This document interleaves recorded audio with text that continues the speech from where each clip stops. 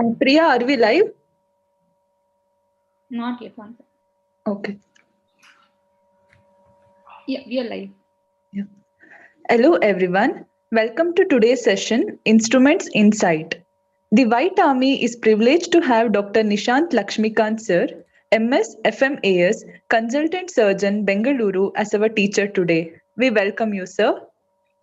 Sir is going to conduct session on instruments used in general surgery. Without further ado, we shall begin the session. Over to you, sir.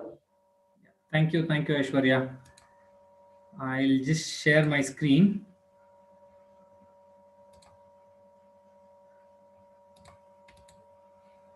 Okay, Ashray and Tapan, I hope you guys have unmute yourself and be ready so that we don't waste too much of time. All right, I agree. I do understand that this is slightly at an odd hour, but unfortunately, circumstances have made it that way that we had to kind of jam pack the schedule somewhere in between. It's slightly a late call that we had to do this class, but either way, so basically I'll be dealing on surgical instrument. This is, to be honest, this is the fag end of your exam. Okay, when you've done really badly with your case presentations and all, the examiners are kind of looking at you to somehow help you pass. So they want to know, okay, does he know anything about the instrument?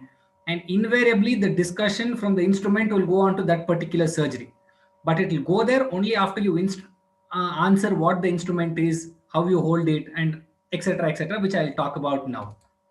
All right. So first and foremost, these are the headings under which I'll be discussing. One is the part of an instrument. What are the different parts of it? Then various forceps that we use in surgery, the various suturing instruments, the various types of scissors, the different type of retractors, tubes, and a few instruments under the miscellaneous category, and on which I'll not delve too much into. Just give you the names so that you'll have an idea of what it is. So let us make this very clear. When you come to the instrument section, what is expected of you in the exam? You're sitting opposite the examiner. What is actually needed from you? First, the minute he gives you an instrument, first name the instrument. What is this instrument? Name it. And hold it like how you're going to hold it in surgery. For example, there's a scissor and we're going to hold it like this. Don't hold it like a dagger, or hold it in your left hand. Hold it like this or like this. All right. So hold it like how you're going to hold it during a surgery, proper instrument. That I'll tell you how it's to be done. Next, what is the material which is used in that particular instrument? What are the sterilization techniques that is used to sterilize that particular instrument? And what are its uses? Certain instruments have both diagnostic and therapeutic uses. Otherwise, most of the instruments invariably have only therapeutic uses. Okay. And finally, what is the speciality of this instrument? There'll be something special which is out of the normal. That's why you prefer to use it for one particular surgery. So you need to know what is the speciality in that particular instrument and any historical importance. Like Cocker's forceps means who is Cocker? Is he father of thyroid surgery? But keep it in mind, the sixth and seventh point, what I mentioned here, that is the speciality and the historical importance. This should come only after you have answered the first five.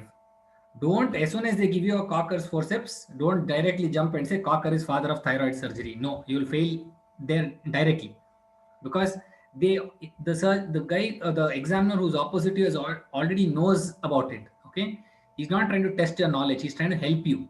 So go in a step-by-step manner, like how you read an X-ray. It's an AP view, it's a plain X-ray, then from outside to inside, the same way.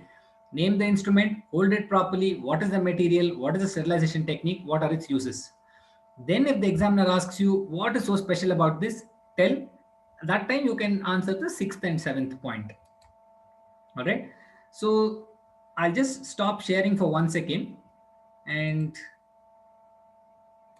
I'll just spotlight my video so that I can see. Okay, so this is a artery forceps. Okay, it's a curved artery forceps. You can see that it's curved. Now we need to know what are the basic parts of an instrument. All right, this is a ring. All right, where my finger goes into, it's a ring. So what are the fingers that we use in surgery? It is the thumb and the ring finger. All right, the thumb and the ring finger. So the ring finger goes here, the thumb goes here, and I do this. Now next question, why not I use my thumb and index finger? Why not thumb and middle finger? Why should I use thumb and ring finger? My dear volunteers, sir, to give force by the index finger and the middle finger to close the ratchets. Probably. Okay, no, it's actually basically range of movement. All right, the index and the middle will only give you support and better control. Rather than trying to hold like this, it will just give you better control, but will not give you power. The range of movement, just have a look. If I do this, can you see how wide my mosquito forceps is opening? Now the same thing, if I try to do with my index finger, it will not open to such an extent. Okay, so with the ring finger, see the extent. So you get a wide range of mobility and better control. Next, how far in do you put your hand inside? This should come at your distal interphalangeal joint. This is a proximal interphalangeal joint. Sorry, this is the proximal interphalangeal joint. This is the distal interphalangeal joint. So your finger rings should be at your distal interphalangeal joint. If it's too much inside, I hold something, I can't pull my hand out, it gets stuck. And when I'm doing that, if I'm holding some blood vessel, I'll end up ripping it out if I'm trying to struggle. So only distal interphalangeal joint, hold it, hand comes out. Okay. So we got the first part of the instrument, that is the rings. Okay. So normally what are the fingers that go in? Thumb and ring finger. All right. This is a ratchet. Can you see this small bit here? This is what we call as a ratchet. Okay. This will help lock it in place. Once I lock it really tight, it doesn't open up that easily. I have to use some different sort of movement to open. So once I've locked it, you can see that the instrument does not move or it doesn't open and close. All right. Now the same thing, this is an instrument without a ratchet. Okay, you can see there's no ratchet. Now see what happens if I don't lock it. You can see it's moving. Okay, without the ratchet, it can move around, say.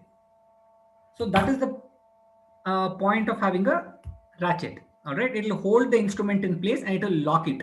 It will make sure it doesn't open and close. So if I've held something like a blood vessel, you want it with the ratchet to make sure it is still holding the blood vessel and it doesn't open off on its own and the patient starts bleeding again.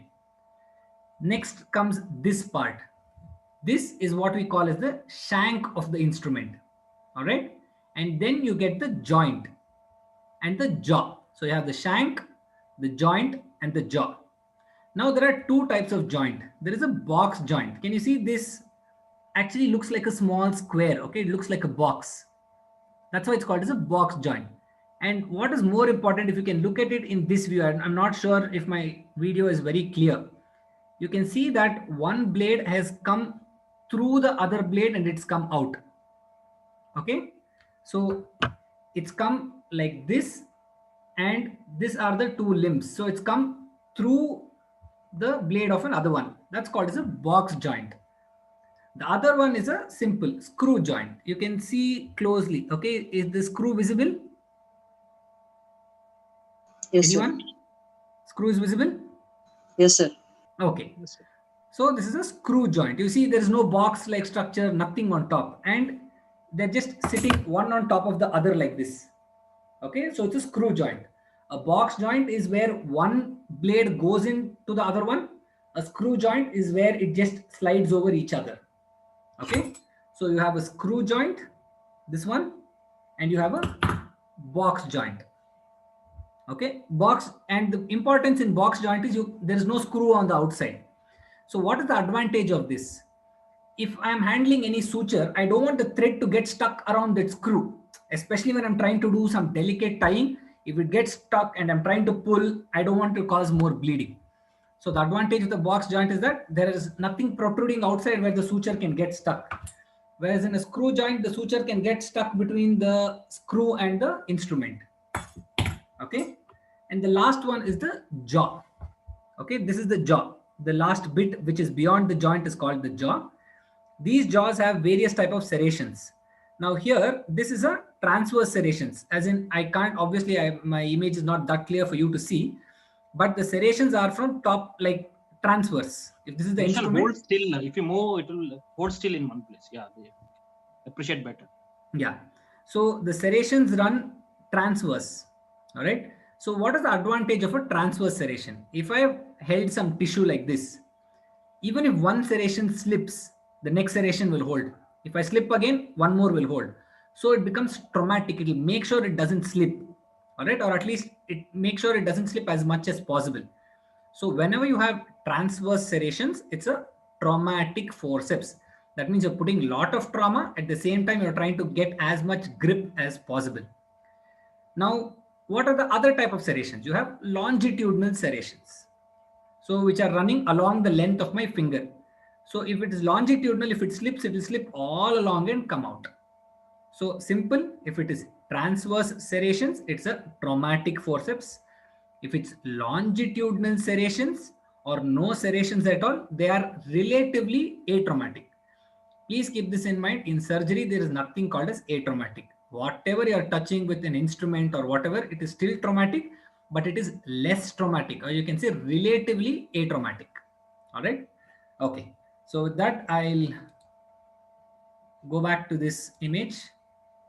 Okay, so like I said, the finger ring, the ratchet, the shank, the joint, the jaw, and serrations on the jaw. Okay, if you can just look at these, most of it you will only answer in the exam if you have understood this bit of the presentation. So now let's come to the forceps. What is this forceps? Somebody?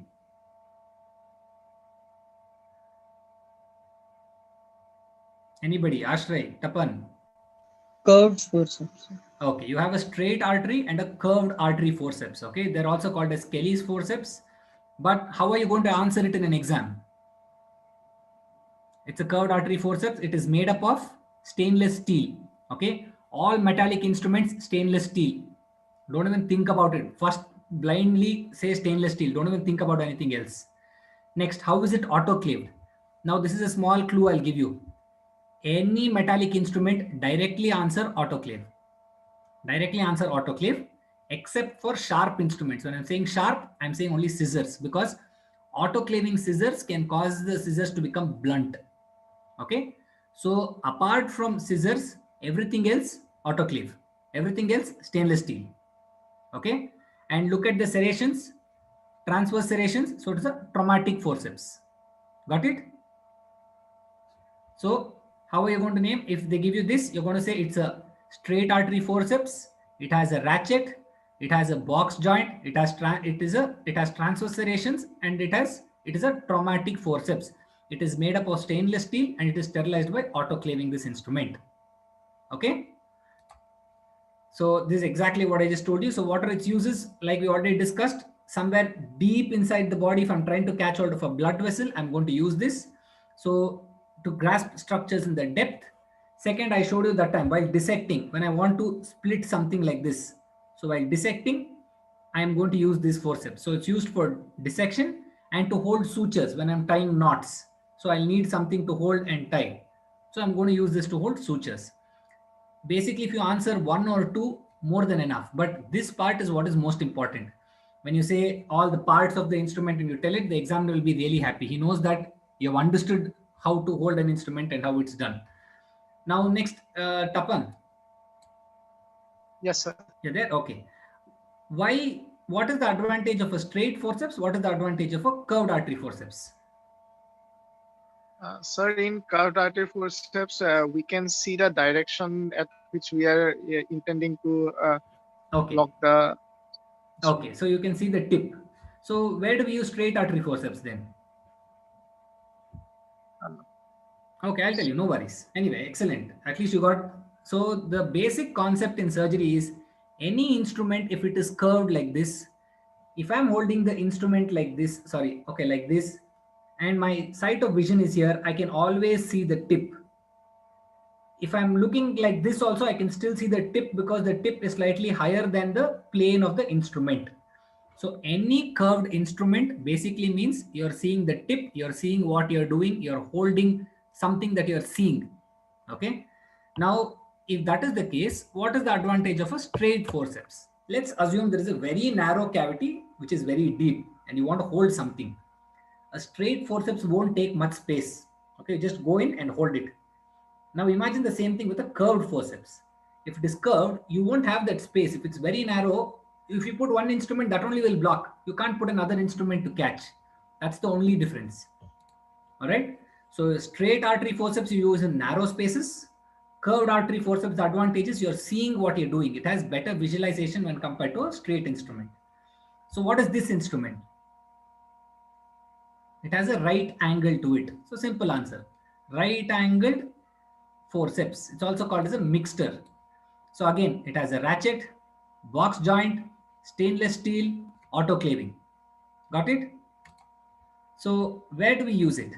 So the advantage with the right angle forceps is it usually helps you get around tubular structures. That is the specialty of this instrument because it has a sharp right angle like this. So I can, if this is a tube, I can go around the tube like this and pick it up. If I have a straight forceps, if I can't do this, I'll end up tearing or damaging the vessel. So the advantage of a right angle is I can go around the tube and I can see the tip when I'm dissecting or coming out of the tissue. That is the advantage of a right angled forceps. So what is this forceps now? Coccus forceps. Cocker's forceps. How is this different from an artery forceps? Sir, it has tooth at the tip of the. Excellent, excellent answer. So now answer it like how we are going to answer in the exam.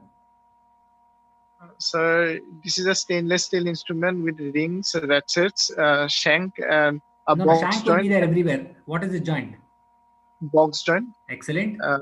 with blades having transverse serration and tooth at the tip. So So it is it is probably a coccus forceps. not probably, it is a cockers, it's a traumatic.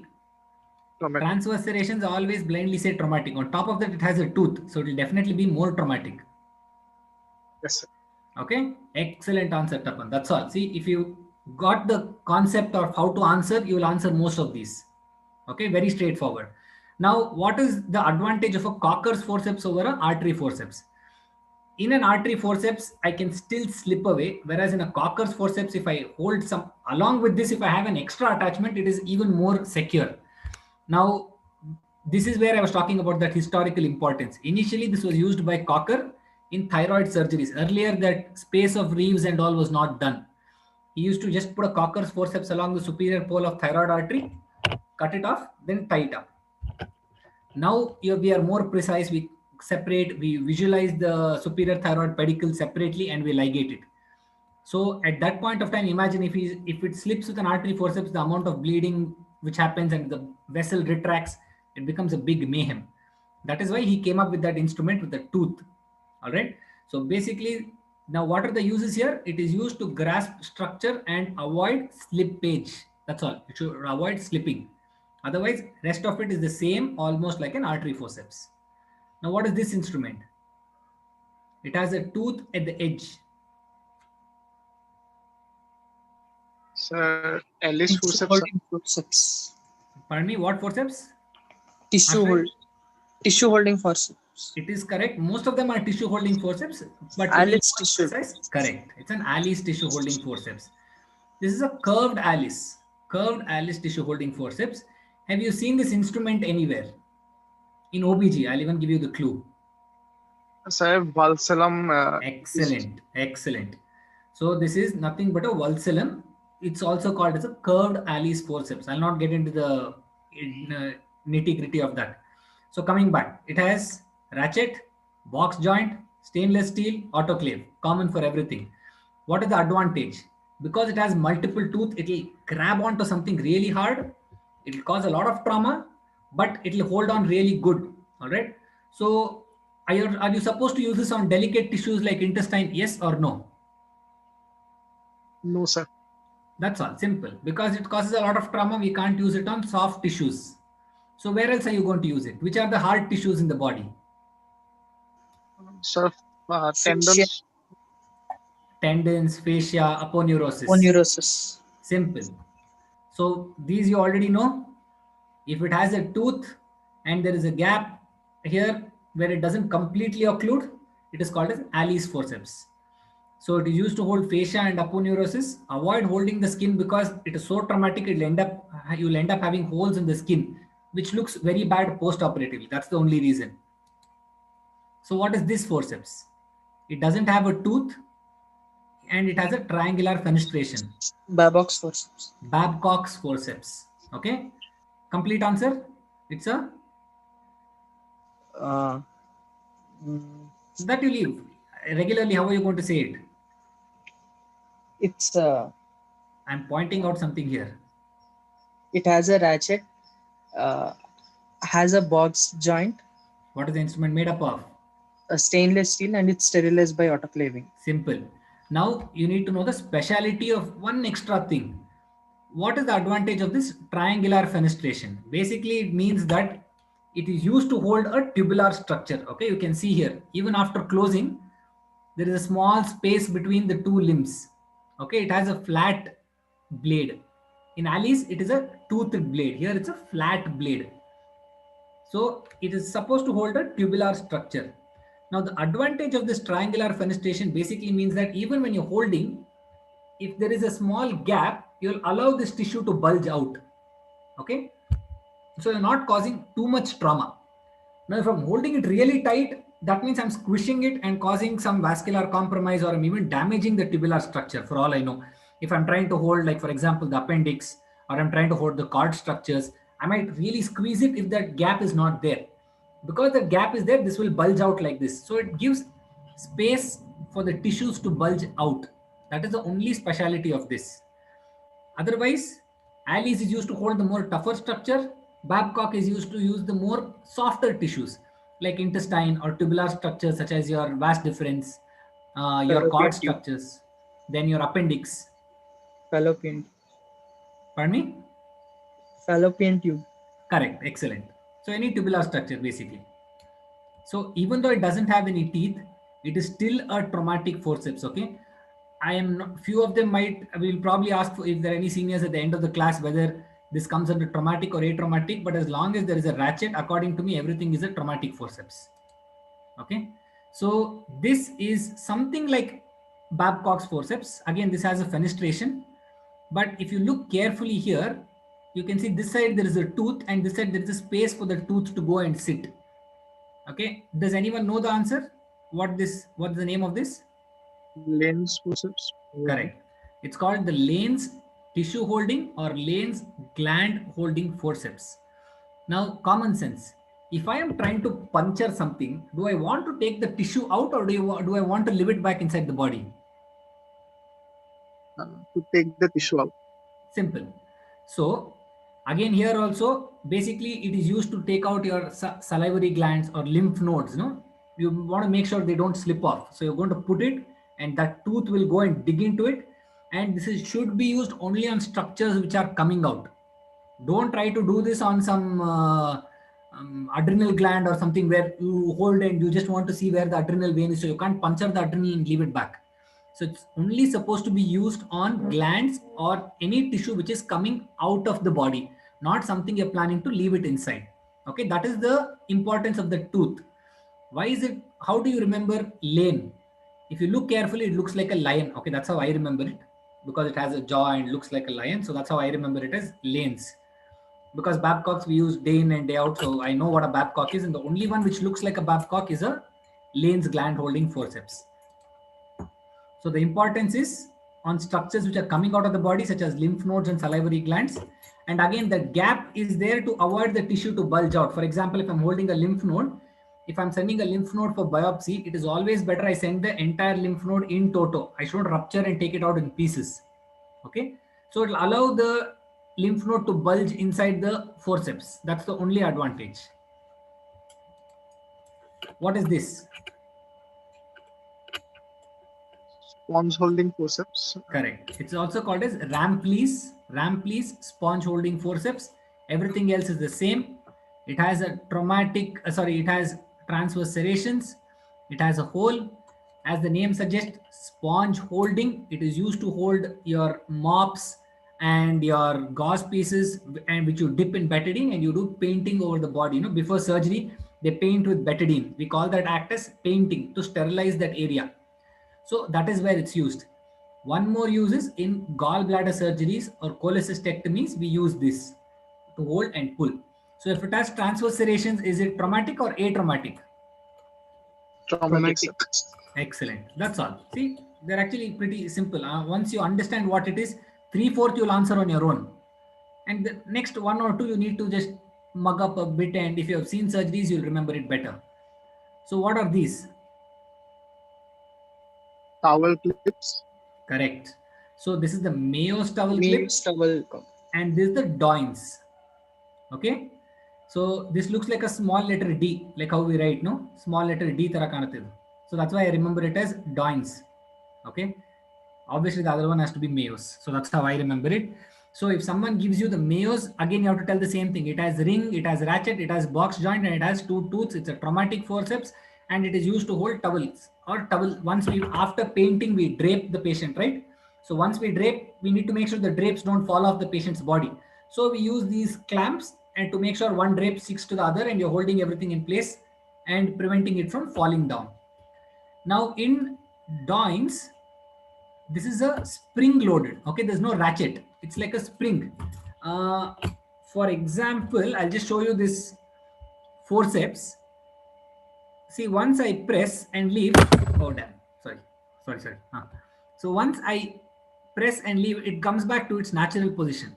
So it is a spring action, and the spring is loaded here. Spring doesn't have to mean like the one you see in your jetter pen at the end. It doesn't have to be a coil. Anything which has some inbuilt memory which goes back to its natural position after you take off the force is called as a spring. So here the spring action is loaded at the distal end. So once you press this, the towel clip opens. Once you release it, it closes back. Okay. Next question. Can you say there are some transverse serrations here? Why is this transverse serrations? Why does this have transverse serrations? So probably to hold the instrument at that area. Correct. Now, can you see this instrument? This is a regular tissue holding forceps, what we use while suturing. Can you see there are serrations here also? Okay. Yes, sir. Yeah. So simple. It's for grip. If I dropped the instrument that time, you all saw, no, because I was holding it here where there was no grip. So it's a practical example. So if there is serrations, it will give you better grip to hold on to the instrument. That's all. So it's the same thing, stainless steel, box joint, autoclaving to hold sterile drapes in place and avoid holding skin, because obviously you're going to cause a hole in the skin which doesn't look good. It will cause pain and all in the post-operative period. And in Doynes, instead of saying ratchet and joint, you have to say it has a spring action.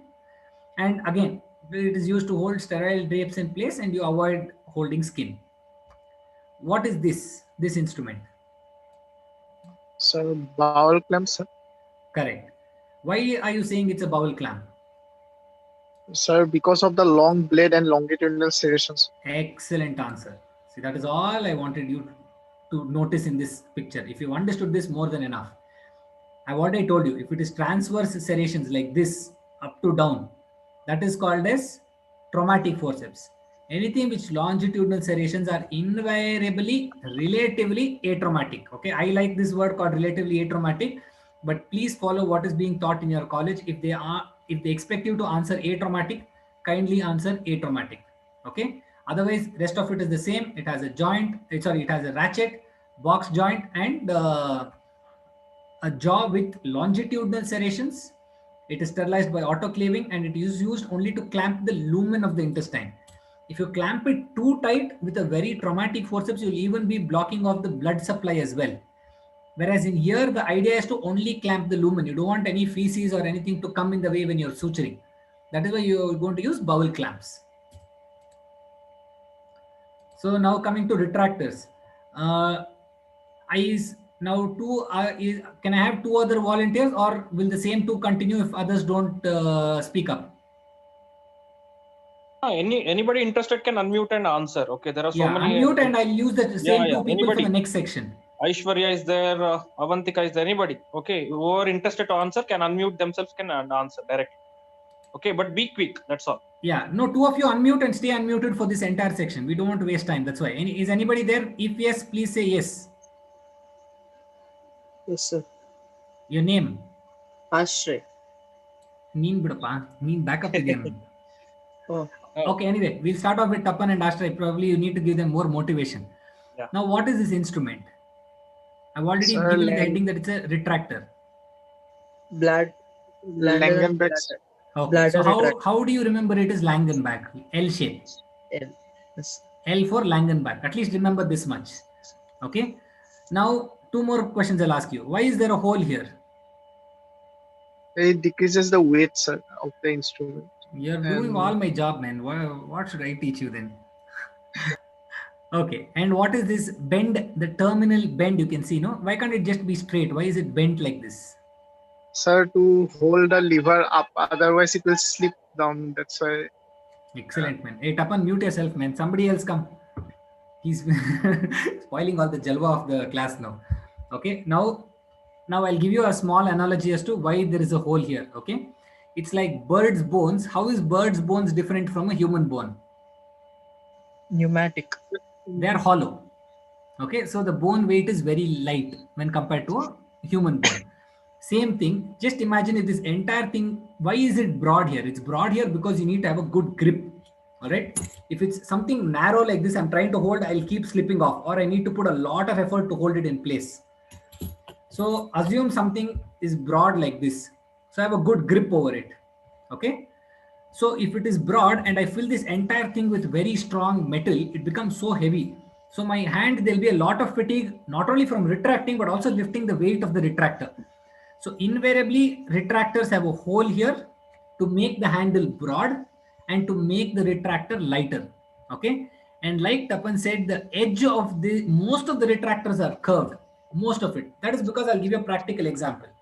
Something like this, I'm trying to pull. At a certain point, my hand will slip. Okay, if I'm trying to retract, this is the retractor, L shape. I'm trying to pull, it will slip. Now the same thing with the little curve. If I hold, I can lift this up quite comfortably. So the terminal edge will give you a little bit of hooking capacity to the retractor to make sure that you can retract it well. So basically, initially the Langenbachs was used for cholecystectomy. It is actually used for superficial and slightly deeper structures, but not commonly used to retract the deeper structures. So again, it is made up of stainless steel, autoclaving. The broad handle is for better grip. The hole is to reduce the weight. And what I told you, the terminal bend is to hook the tissues. So what is this retractor? So dryness retractor. Correct. It's called the Zernes retractor, which starts with the C. The C is silent. Why is there a gap between these two? Sir, to see the area for suturing and all, sir. If I Correct. remember only that part. That's all there is to it. So again, it is made up of stainless steel. It is sterilized by autoclaving. The hole is to make it lighter. Now, imagine this is the edge of the suture. If I'm using a Langenbach like this, I am blocking the edge of the wound. I can't see what I'm doing. The same thing if I'm using a Zernes and I'm retracting, I can see the edge, all right? The structure in the center, I can still see it. That is the only advantage, is that you can visualize the edge of the tissue of what you're retracting so that you can see the suture better to make sure that you've taken the suture from the edge of the wound. So that's the only thing. So yeah, here to improve visualization of the suture through the edge of the wound. What is this retractor? Morris. Morris retractor. Morris was actually a assistant of Langenbach. Okay, so he realized that if the liver is so broad and you're using a small retractor like this, the liver will flop around the retractor like this. Okay, it will tent around the small Langenbach, it will tent and it will come down. So what he designed, he made it slightly broader when compared. If this is Langenbach, this is Morris. Okay, he made it much more broad. And one important point, there is a curvature here. Can you see? Here there's a curvature. In Langenbach's, this part will be straight. This part will be straight. Whereas in Morris, there'll be a small curve. Okay. Basically, the curve is to just give you a bit more mobility or more freedom when you're operating. If it is straight, your suture might keep hitting somewhere or your instrument might keep knocking there. The same thing if it's a bit curved. Okay. I'll show like this. If it's a bit curved, you will have more freedom, more place to move your instrument that side, this side. That's the only advantage. So it's broader when compared to Langenbach. It has a curved edge to allow for more freedom. Otherwise, it's made up of stainless steel, sterilized by autoclaving. Okay, and rest of it you have to say the same thing. It has a broad handle and a hole in the center to reduce the weight of the retractor. This is the Devers retractor.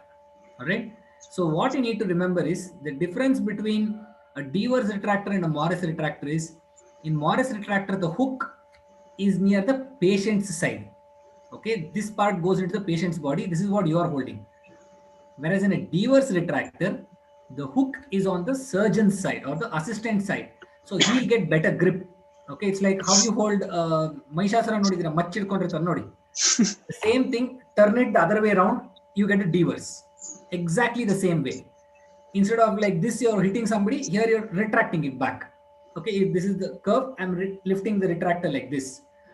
So this curve is for giving you better grip. It will sit above your index finger when you're holding it. And this is used to retract deeper structures.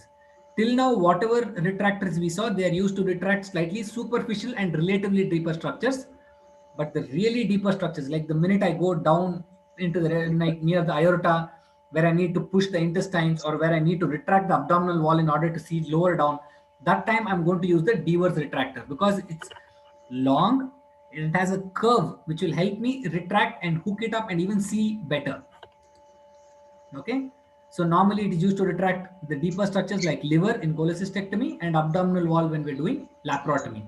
And what is the importance of this? The terminal bend is on the handle, that is the surgeon's side and not on the patient's side.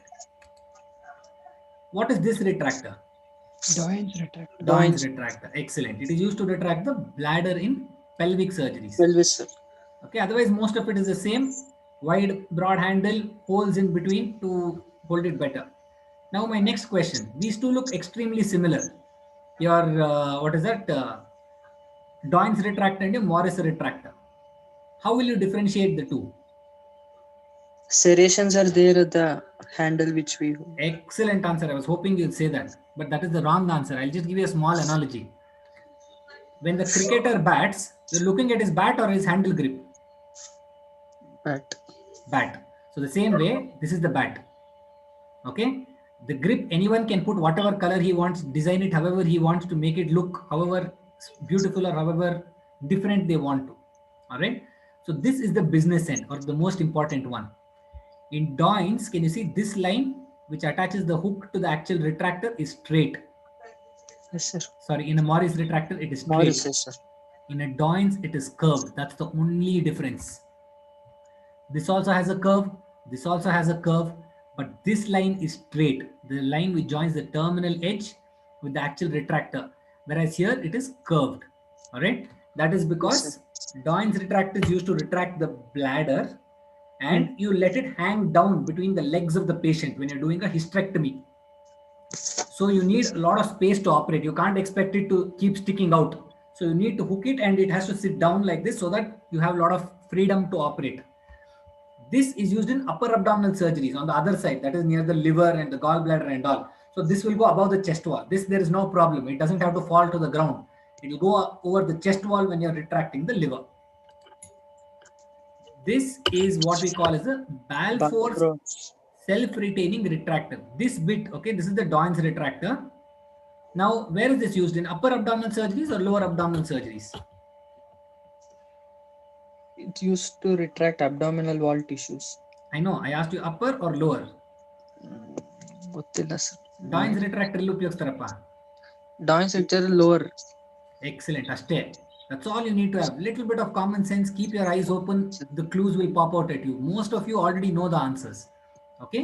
So there's a Balfour's self-retaining retractor. What is the advantage of a self-retaining retractor? Gives more freedom. Adjustable blades. That's okay. But what is the actual advantage? One less person to hold the That's tissues all. for it. That's all.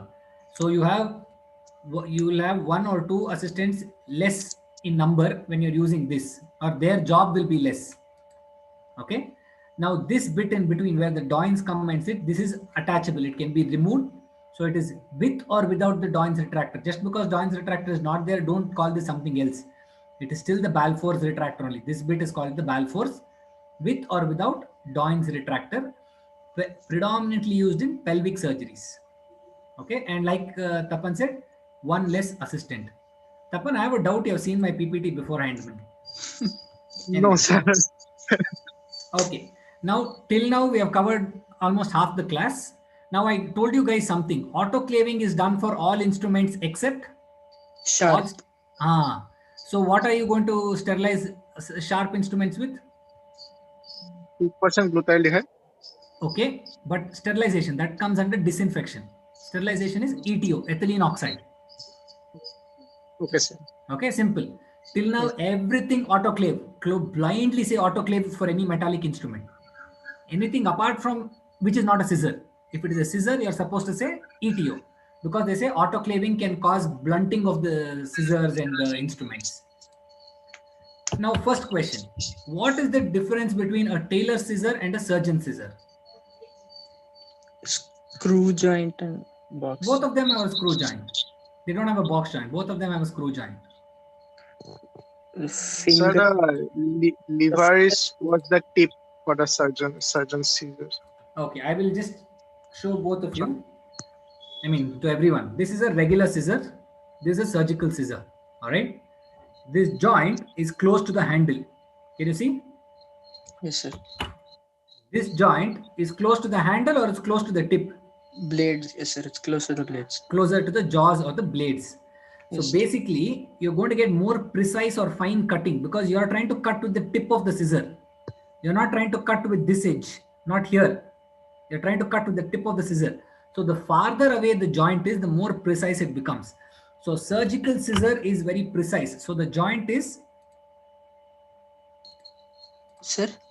no, It's, one second. it's closer to the blades. Correct. So in a surgical scissor, it's closer to the blades. So it gives you more control and more precision. Whereas a barber scissor or a tailor scissor is more towards the handle. Okay. So what are these scissors? Okay. What are the names of the scissors you know? Straight scissors. Curved. Okay. Okay. There's something called Mayo and Metzenbaum. Two names you need to know. Mayo and Metzenbaum. Mayo is the fat scissor. Metzenbaum is the thin and fine long scissors. How do you remember it? If you keep on eating mayonnaise, what will happen? Fat. Simple. Got it? Yes, sir. So a Mayo scissor will be like something like this. It is very heavy, thick, and strong scissors. Okay. Metzenbaum is a fine scissors for fine dissection. So this is a Metzenbaum scissor. I know it's very difficult to make out an image. That's why I gave you the answer. What is it made up of? Stainless steel. Steel. Does it have ratchets? Sir? Does it have a ratchet? No, sir. No ratchets. What joint? Box joint or No. screw. If you're seeing a screw, how is it a box joint? Sir, screw. If you can see a screw, it's a screw joint. Simple. Okay, sir. Okay, don't go by the shape of this. I've told you, box joint is where it goes one into the other. Yes, sir. Here Yes, it is sir. just sitting on top of each other. Oh, yes, sir. Yes. Okay, so this is screw joint. So no ratchet, stainless steel, screw joint. It's a scissor. It is autoclaved by ETO. ETO. That's all. So Mayo scissors are usually heavy scissors to cut dense tissue and suture materials. Avoid autoclaving because they'll become blunt if you use it. This is your Metzenbaum scissor, which is Sir, very what is the different. spelling of it? Sir, what is the spelling of that Metzenbaum scissors? Bartadini, Samadhana. Here. You will get the slides, don't worry. Okay? This is a Metzenbaum scissor. It's long and it's used for fine dissection when compared to a Mayo scissor. What is this? It's a suture cutting scissor. Okay? It has a curvature at the tip. This is exactly a suture cutting scissor. Why? Because if I have a suture like this, Heats. okay? Heats. Heats. Heats. Okay, I didn't know the name. Thank you. It's called a Heath's suture cutting scissor. So, okay, here. So this curve will allow you to get beneath the suture without causing any damage and cutting it. Okay. Now important, how do you hold this scissor? The tip should either point towards you, or when you're holding it down, it should point upwards. This curvature, no? It should point towards you when you're holding, or it should point upwards. So if I'm holding the scissor like this, where the curvature is pointing down, that means it is wrong. That is because when I'm cutting like this, I can end up cutting the patient's skin rather than the suture. All right. So it should always be held with the point either pointing upwards, or if you're holding it like this, it should point towards you. It shouldn't point towards the examiner, nor it should point down. Otherwise, rest of the points are the same. Now, any more? This one, anyone's ready? All the best, Ashray and Tapan. Okay. So what is this instrument? Needle holder. Needle holder, sir. Correct. Can you see the serrations here? Yes, sir. What sort of serrations are these? Crisscross. Correct. Where else in the body do you see crisscrossing of fibers? Uh, Linea s- alba. yes, sir. Okay, that is where you have crisscrossing. So Mhm. basically what it means is, assume there are transverse serrations and I try to hold a needle in it. The needle, if the transverse serrations are like this, it will not move that side, this side, because the serrations are holding it. But it can still flip that side, this side, no? Yes, sir. In between the two serrations, if it is sitting, it can still, it can rotate like this slightly. Yes, sir. That is why you have crisscross serrations, to make sure even that little movement is not there, so that the needle sits really tightly. Next important point, there's a small groove here in the center of it. Can you see this Yes, sir. area which is white? Hmm. That is the needle. As we know, most of the needles we have are curved. If I try to hold it on a flat structure, I'll end up making the needle also flat if I'm trying to compress it like this. Yes, sir. That is why there is that groove. That groove will accommodate for the needle. Okay, if this is the groove in the needle holder, the needle will sit like this, and the other instrument on top, the other jaw will come and sit. The needle will hold like this. So you're not altering the curvature of the needle when you're using a needle holder.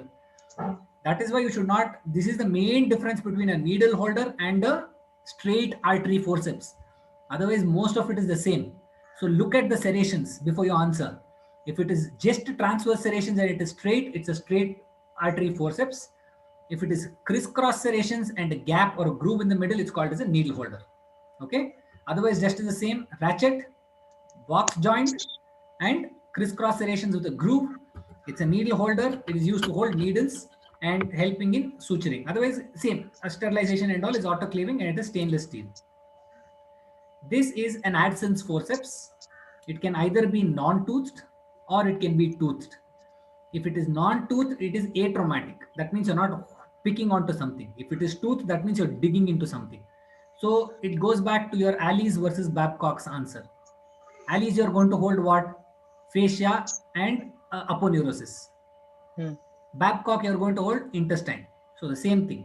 Non-tooth forceps, you're going to hold for intestine and soft tissues. Tooth forceps, you're going to hold for either skin, fascia, or aponeurosis. Okay. So this also has serrations. This will be the spring action. So when your forceps are here, so the spring action will be like this. Once you press, you leave, it will go back to its natural state. Okay, the same thing will be there even with this forceps. It's called an Adson's forceps. This is your tissue holding forceps. What I'm holding in my hand, this is exactly the same, except this is a tooth forceps, this is a non-tooth forceps. So the same thing. So please have a look at the edge before you answer. So you can call it as a tissue holding tooth forceps or non-tooth forceps. And the purpose is the same. If it's tooth, you're holding dense tissue like fascia, aponeurosis, or skin. If it is a non-tooth, you're using small blood vessels, you're trying to handle the IVC, aorta, etc. Or even if you're holding intestines, you're going to use the non-tooth forceps. Finally, organ specific. Like these are normally used specially for one particular organ. Have you seen this? Yes, sir. Thyroids. Jaw's Excellent. self-retaining. Jaw's thyroid retractor. Self-retaining retractor. Yes, sir. Excellent answer. Jaw's self-retaining thyroid retractor. It is used to keep the subplatysmal flaps away. They might ask you, if not this, what else are you going to use? You can use sutures. You can just stitch up the skin and stitch it up to the towel and keep it apart if you don't have a retractor in your hospital at that point of time. And for every surgery, you need two retractors. This they might ask you. You need one on that side, one on this side. So you need two retractors for surgery. This forceps, Moynam's. it's a Desjardins choledocolithotomy forceps. Why is it a choledocolithotomy? Everything common sense. Okay. First, it doesn't have a ratchet. Okay. Yes, Correct. sir. Yes, So sir. it falls under the category of atraumatic, at least initially. Relatively. Relatively atraumatic. Next, can you see any serrations on this, or is just one round, one hole? Any serrations can you see? No, sir. No. So if it has no serrations, that is atraumatic. Now, what happens if you crush a CBD stone? What will happen? the stone will sit off inside the CBD only, when you're doing a CBD exploration. Yes, sir. The idea is to take out the entire stone without crushing it. Yes, Or sir. you shouldn't damage the mucosa when you're coming out. So Mhm. that's the reason you're going to do this. Okay? Yes, yes, sir. So, and the curve of this instrument is so that you can get all the way down into the CBD, Yes, sir. go up to the duodenum or the ampulla vater, and the same thing when you're going from this side, you can go all the way up to the hepatic duct if there is some stone on top to retrieve it. That is the advantage of this forceps. Okay, so it has no serrations, no ratchet. Most important to avoid crushing the stone and avoid injuring the mucosa in the CBD. Okay, so everything common sense. What is this? The name is already here, so I shouldn't ask this question. It's a Kelly's proctoscope. It is of two parts, the obturator and the proctoscope sheath. You introduce both together inside the anal canal once the patient is in Sims position, and you take out the obturator and slowly retract the sheath and see if any hemorrhoids or something prolapses into the lumen as you're examining it. Now, again, it is a stainless steel, so you can say autoclaving. Sometimes you can get away with disinfection. Okay, I'll just take about 2 minutes to tell you a very important concept. Do you guys know what is critical, semi-critical, and non-critical instruments? No, sir. No, No, okay. Anything which you are cutting the tissue and going inside into sterile area is called as critical. Like your artery forceps, your needle holder, anything where you're cutting the body and going inside into a lumen or into a cavity. That's called as critical instruments. Okay, any surgical instrument for that matter, everything, including the towel clip, because that can still come in contact with the tissues inside the body. Semi-critical is like your endoscopes or your proctoscopes, where you're going through a natural orifice into a particular lumen. And your non-critical are the instruments which just come in contact with the skin, your thermometer, your stethoscope, your BP apparatus, your sphygmomanometer. Okay? Critical yes. means it has to be absolutely sterile and it's going inside a body cavity or it's coming in touch with the body tissue. Semi-critical means it is coming in contact with the mucosa of a natural orifice. Okay, so that is your mouth and your anal canal or your bronchoscope, your Ryle's tube, all these come under semi-critical instruments. And your non-critical are your stethoscope, BP apparatus, thermometers. So now coming to sterilization of these categories. If it is critical, it has to be sterilized by, it has to be sterilization. And sterilization means you're killing off everything, including spores. Your semi-critical, that is your endoscope and your proctoscope, they come under semi-critical. Here, even high-level disinfection also is okay because you're already going into an infected area such as the oral cavity or the rectum. So high-level disinfection is also okay, where you don't kill off the spores, but you're killing off majority of the bacteria. And the last, that is your thermometer and your stethoscope and all, for that low-level disinfection. Okay, I'll not go into it because out of the scope of this class, but I'm just giving you a rough idea. So for proctoscope, it falls under the semi-critical instrument. So you can even say high-level disinfection and autoclaving. Okay, now here the diagnostic is, like I said, you're doing a diagnostic examination. Therapeutic is if I want to do a hemorrhoid surgery, I need a proctoscope to look at the hemorrhoid pedicle. So it's a therapeutic procedure that time. Tubes. Okay, you guys only continue because I'm running out of time. So I'll finish off in the next 10 minutes. This is, I think, the last but one thing. Okay, what is this? What tube is this? Riles tube. Riles tube. Excellent. It's a nasogastric Riles tube. What is the specialty? What can you see here? The tip. So it is a lead Correct. containing. So you have lead shots. Whatever is inside this green, you have lead shots. Why do you have lead shots? So it gives weight to the tip so that it can discern properly. Makes it radio opaque. Yeah, radio opaque. Weight for such Sorry. small lead shot doesn't make sense because Okay, the tube itself is a bit brittle and it doesn't just flap on like a piece of gauze or something like that.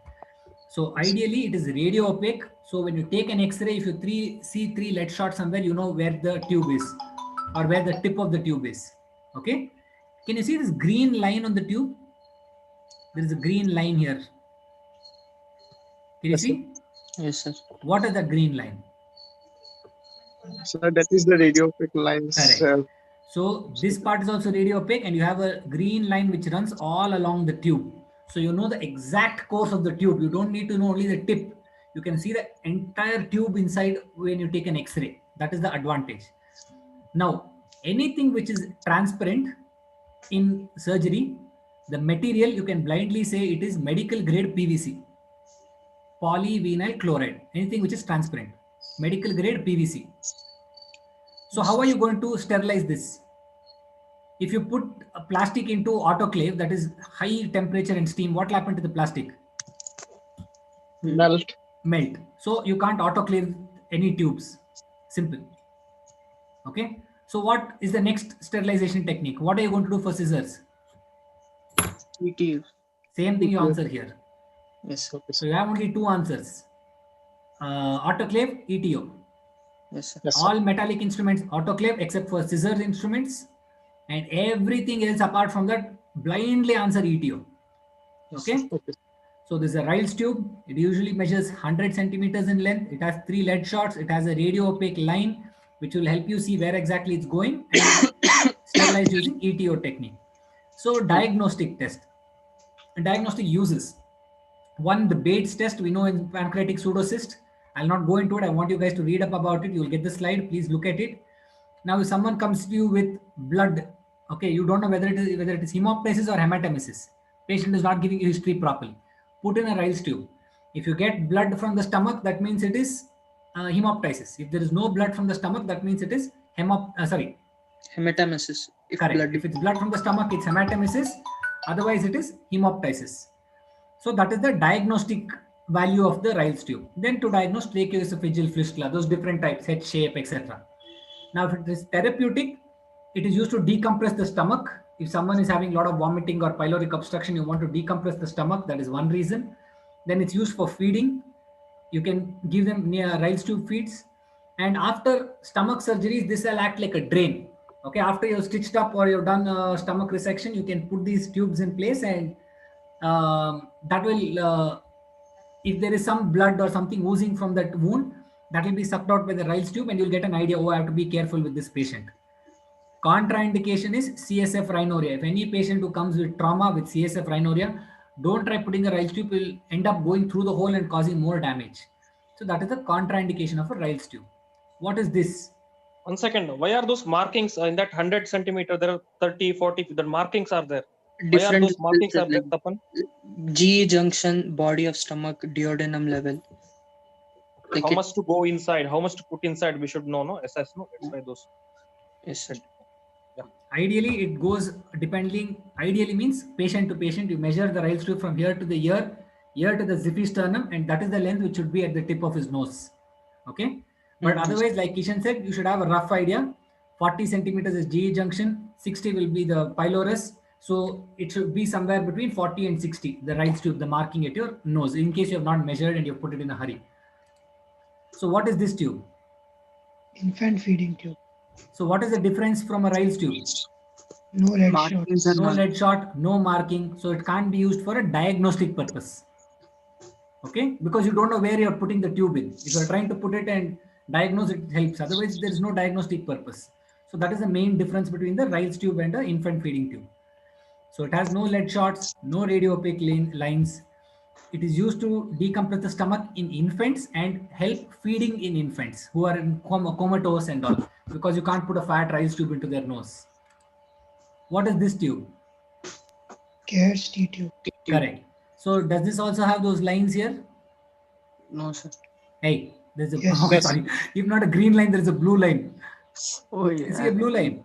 Yes, sir. Yes, sir. I saw. Sir. Yeah. So any line like that is invariably a radio opaque line.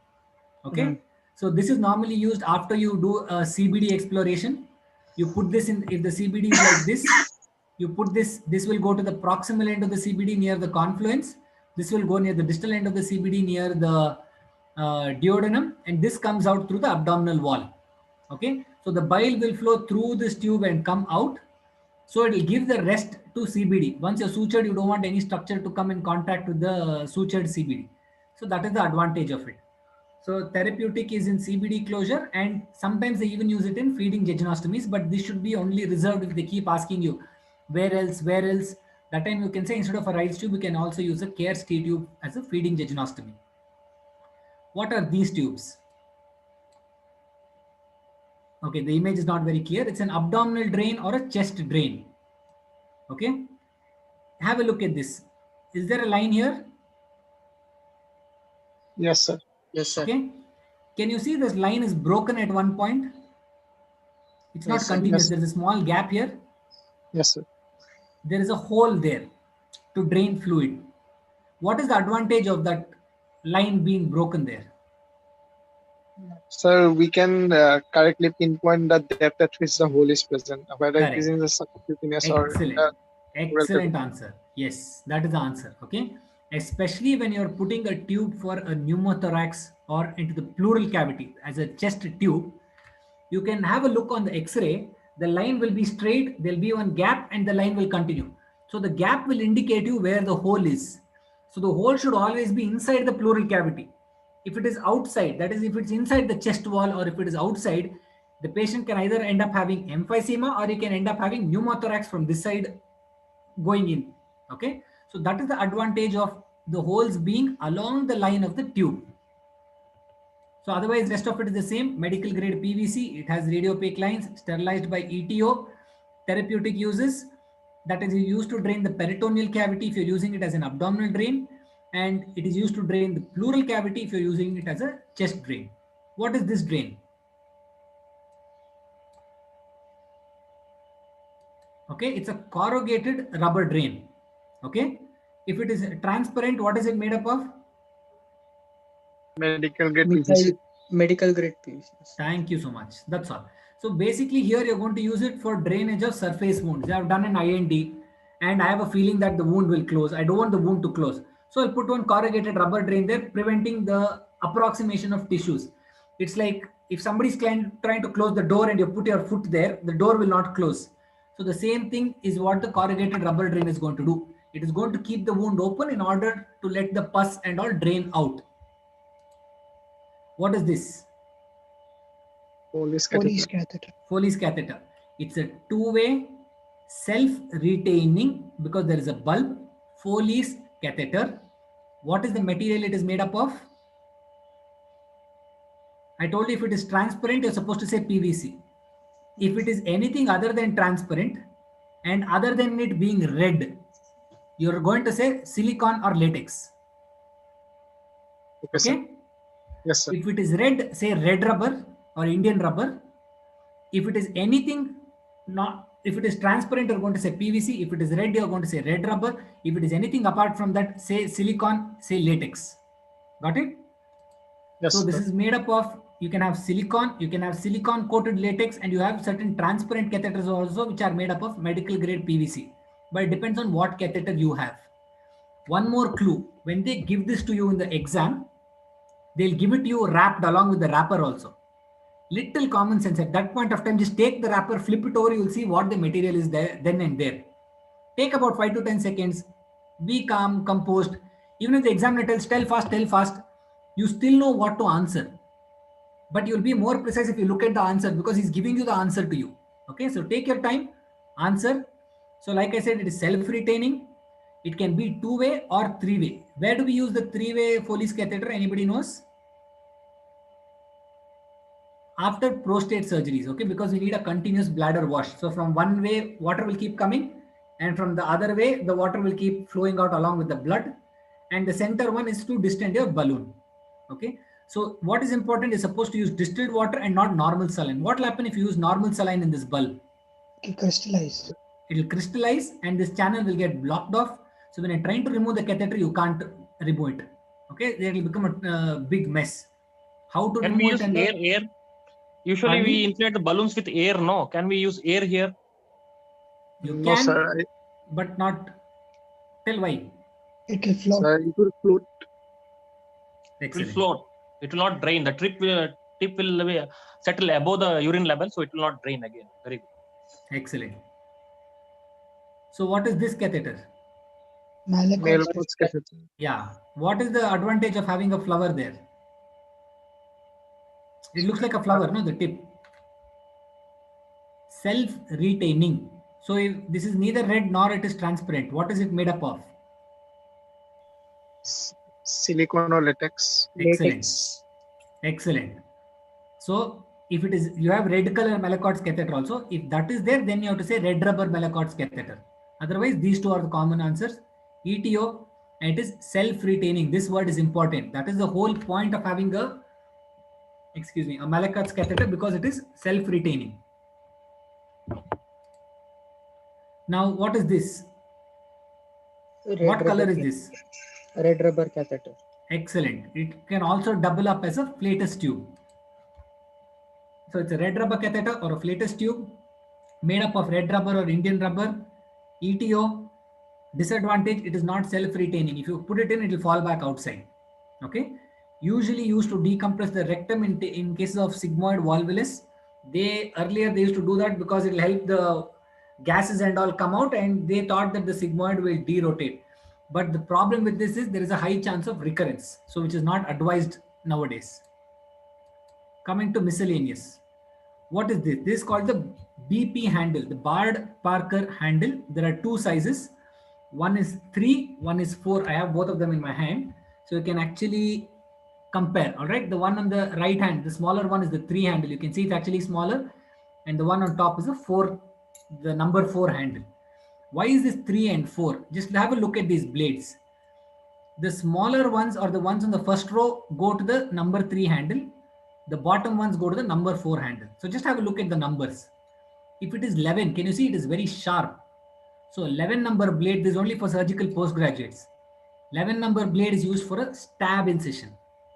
Now this 12 number, can you tell me what instrument it mimics? What it looks like? Suture cutting scissor. It looks exactly like this, the shape? It's a suture. Exactly. So it is used to cut sutures. If you don't have a good suture cutting scissor, you can use a 12 number blade. The 15 number blade is neither curved nor it is sharp. It's a blend of the two. So it gives you very fine precision. It's like almost like a small paint brush when you're using. So it gives you very fine precision. All these bigger blades, they will actually help you put a very fat or thick incision which needs to go deep. And next point, where along the blade do you cut? It's neither the tip nor the end. It's called the belly of the blade. Okay, this part, the one in between, this is what you're supposed to use to make an incision. It shouldn't be like cutting a cake. It should be using the belly. You should make a slice like this and come out. So the same thing, stainless steel, sterilized using autoclave, and to make sharp incisions. These are the blades which I already discussed. This is a Very's needle. It has a blunt trocar, blunt cannula and a sharp trocar on the outside, which has a spring action. How it works, what all it does, it's basically used to insufflate the abdomen with carbon dioxide or to create pneumoperitoneum. That I'll do it on a separate day with laparoscopic instruments, how exactly it is used, what are the principles and all. I'm just giving you the name. This is a Maryland grasper or a Maryland forceps. This is the laparoscopic variant of your curved artery forceps. Nothing great about it. Okay. This is a tooth grasper. This is almost the laparoscopic variant of your Cocker's forceps. Something similar. Then you have other laparoscopic instruments like harmonic. This, instead of using electrical energy, it uses ultrasound. Sorry, instead of diathermy, that is heat, it uses ultrasound. All right. So with that, I'll conclude my class. And if you guys have any doubts, fire it away. Dear members, soon we shall have another session by Dr. Nishant on sutures and basic suturing technique, and also laparoscopic instruments on another separate session. Any particular doubts about these instruments, you can ask. I have a small suggestion for my friends here. In the examination viva, while answering for instruments, prepare in the following headings. First is always name of the instrument. Be it in try to tell the full name. For example, just now we saw one instrument that is a Foley's catheter. One answered Foley's catheter, another told the full names. That makes a lot of difference. Two-way Foley's two-way self-retaining rubber catheter. That's the full name of it. If you tell that way, then there is no question left for the examiner to ask you. Otherwise, he should be asking more and more questions. Is it two-way or three-way? is it made up of rubber or silicon? So you will make him irritated more and more. Instead, in one line itself, tell the complete name of it. That's the way of answering in examination. Tell the complete name, and then be prepared to tell two unique identifying features of that particular instrument. Then just now, like we discussed, two uses and the sterilization technique. These 4 points we need to be prepared for Viva in the examination. Wonderfully presented, Nishant. Wonderful. Learned a lot today, really. And yeah, to be keep this in mind. Tell the full name of the instrument in one go. And the second thing is he cleared all the doubts, how to remember and all, how to tell the sterilization technique, how to remember the sterilization techniques. So remember that way. So any other doubts from the members? No, Nishant, request you to teach our members the basics. All are interested before going to the internship. Please teach them the basics of the suturing techniques as well, like a simple suturing, mattress, Sure, and sure. basics. And yeah, being that table tennis player, someone asking you why red rubber is red, red rubber, black rubber. It's the dye You're a which is TT player. used. You should be knowing that. Yeah, I honestly don't know what the dye which was used to make the red, like the color red. I don't know what the name of the dye is, but it's called Indian rubber, the quality what we use. So the other colloquial term, because it looked red, everyone started calling it red rubber. But the actual name is Indian rubber. But why it's red, I don't know. There's probably some. It's like your Vicryl and all suture what you use. It's called Vicryl because it is violet in color. So it's that universal color coding what they use. Proline is blue, Vicryl is violet, nylon is always black. So something like that. So they probably used red as a common terminology for that. And all these PPTs of our sessions will be attached along with the YouTube videos. Okay, the links for these PPTs for the revision, it will be, you can find them in the description section of the videos of all our classes. Please make the best unit benefit, make the best use of them and get the maximum benefit out of them. So thank you so much, Nishant. We will having cases, I think, and all the Yes. volunteers also who participated in this discussion. thank you, sir. Ashna, are you there? Yes, Anna. It was a wonderful session. Thank you so much, Dr. Nishant sir, for providing insight to the instruments used in general surgery. We Thank could you. learn a lot because of this session. Thank you so much, sir. We also thank Tapan sir and Sai Ashray sir for their active participation and enthusiastic answering. Thank you, all the active participants. Thank you, one and all. Yeah. Thank you guys. Bye bye. Have a nice day. Thank you, sir.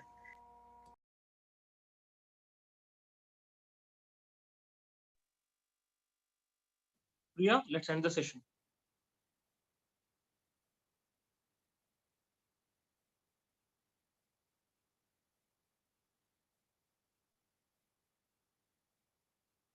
Priya, are you there?